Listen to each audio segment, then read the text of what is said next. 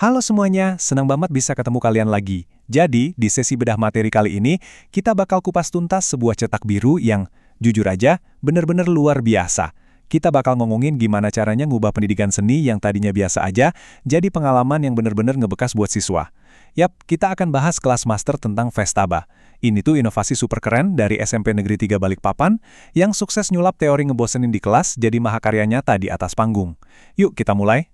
Nah, dua nama ini nih yang jadi jantung dari inovasi yang bakal kita omongin. Di satu sisi, ada SMP Negeri 3 Balikpapan sebagai inisiatornya, yang berani banget ambil langkah beda, dan pastinya Vestaba itu sendiri, alias Festival Seni, Teater, dan Budaya. Kalau kalian perhatiin dua topeng teater yang ikonik ini, itu tuh bener-bener ngewakilin emosi, kolaborasi, dan kreativitas tanpa batas, yang bakal kita bongkar habis-habisan sebentar lagi. Biar gampang, ini dia peta jalan kita hari ini. Pertama, pengenalan Vestaba. Terus lanjut ke pembelajaran berbasis proyek atau PJBL, nilai-nilai Pancasila, 6 tahapan pelaksanaan, peran tim produksi, dan terakhir konsep satu panggung satu cerita. Langsung aja ya. Tapi tunggu dulu. Sebelum kita masuk ke hal-hal teknis yang agak berat, aku pengen kita resapi dulu nih lirik dari lagu tema resminya Vestaba. Bukan sekedar pertunjukan, ini proses dan pembelajaran. Dalam banget kan? Kata-kata ini tuh ibarat saw emosional kita. Ini ngingetin kita kalau, ya, di balik kostum yang megah atau tata cahaya panggung yang wah, ada keringat, ada tawa, dan ada perjalanan belajar yang super bermakna dari tiap-tiap siswa. Oke, bagian pertama, pengenalan Vestaba. Jadi, semua ini bermula dari buku Pedoman Teknis Vestaba tahun 2024. Bisa dibilang ini tuh kitab sucinya seluruh program ini, teman-teman. Awalnya tuh simpel, ada keresahan dari para guru di SMPN 3 Balikpapan. Mereka ngerasa, kok pelajaran seni budaya seringnya cuma mentok di teori atau praktek yang gitu-gitu aja di kelas ya?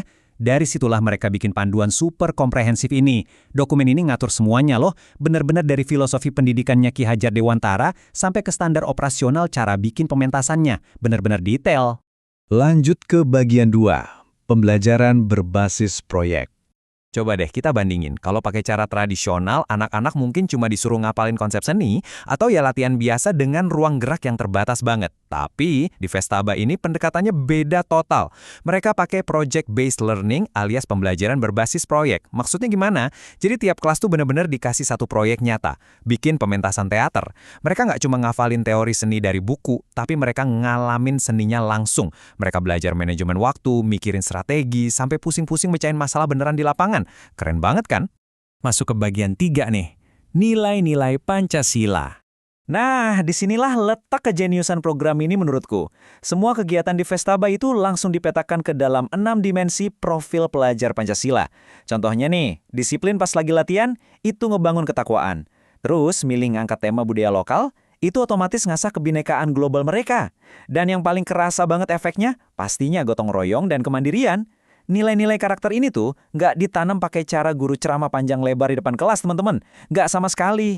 Nilai-nilai ini tumbuh organik, karena anak-anak harus saling ngandelin satu sama lain demi suksesnya pementasan mereka. Benar-benar learning by doing. Bagian 4, 6 tahapan pelaksanaan. Nah, ini dia intinya. Ada 6 langkah kronologis yang wajib banget diikutin berdasarkan pedoman teknisnya. Kalau kalian pengen niru kesuksesan ini di sekolah kalian, siklus ini nggak boleh ada yang kelewatan ya. Kenapa? Biar prosesnya tetap sistematis, efektif, dan pastinya bisa diukur. Penasaran gimana detailnya? Yuk kita bedah satu-satu. Kita mulai dari 3 tahap pertama dulu ya. Ini fase transisi dari yang tadinya cuma ide aja jadi aksi nyata. Di tahap perencanaan, guru sama siswa biasanya bakal diskusi seru banget buat nentuin tema pementasan. Setelah dapat, masuk deh ke tahap persiapan. Di sini naskah mulai diketik, peran dibagi-bagi, dan properti panggung mulai dirakit. Puncaknya ada di tahap produksi. Wah, ini sih hiruk-pikuknya luar biasa. Aktor pada sibuk ngafalin dialog, tim artistik cemong-jemong kena cat pas bikin dekorasi, terus yang urus musik sibuk nyari melodi yang pas. Dan tahu nggak yang bikin takjub? Semua ini jalan barengan di bawah arahan sutradara yang usianya sepantaran mereka sendiri. Asli ini keren abis. Abis itu, kita masuk ke tahap 4-6. Ada gladi bersih yang ibaratnya tuh ajang simulasi kritis buat nyari tahu, ada masalah teknis apa nih yang harus dibenerin. Terus sampailah kita di hari H, yaitu pelaksanaan. Ini momen puncak di mana semua keringat dan kerja keras mereka akhirnya ditonton dan diapresiasi sama dewan juri dan penonton. Tapi jangan seneng dulu, prosesnya belum selesai. jangan pernah ngeremehin tahap evaluasi. Menurut dokumen pedoman yang ngambil teori experiential learning, refleksi setelah acara inilah justru tempat terjadinya pembelajaran yang paling dalam. Di momen inilah anak-anak sadar sama kesalahan teknis mereka kemarin dan ngubah pengalaman seru itu jadi pengetahuan baru yang benar-benar nempel di otak. Lanjut ke bagian 5, peran tim produksi. Kalian mungkin mikir, gimana caranya ngatur 30-an anak dalam satu kelas biar nggak kacau atau berantakan? Nah, kuncinya tuh ada di pembagian peran yang pinter. Ingat ya, di teater itu nggak semua siswa harus jadi aktor. Kalau ada anak yang jago gambar, ya masukin aja ke tim artistik. Anak yang suka ngutak-ngatik komputer, cocok banget ngurusin pencahayaan atau multimedia. Yang jiwa kepemimpinannya kuat, bisa banget dicoba jadi sutradara. Intinya, setiap anak punya tanggung jawab nyata yang benar-benar penting buat kelangsungan proyek ini. Nggak ada yang nganggur. Dan tahu nggak sih, pendekatan yang barusan aku ceritain itu adalah wujud paling nyata dari apa yang kita sebut pembelajaran berdiferensiasi. FSTAB ini mastiin kalau partisipasi anak-anak itu 100% inklusif.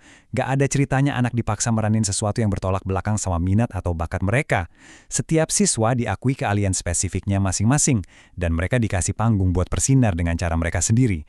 Benar-benar adil dan ngebangun rasa percaya diri banget.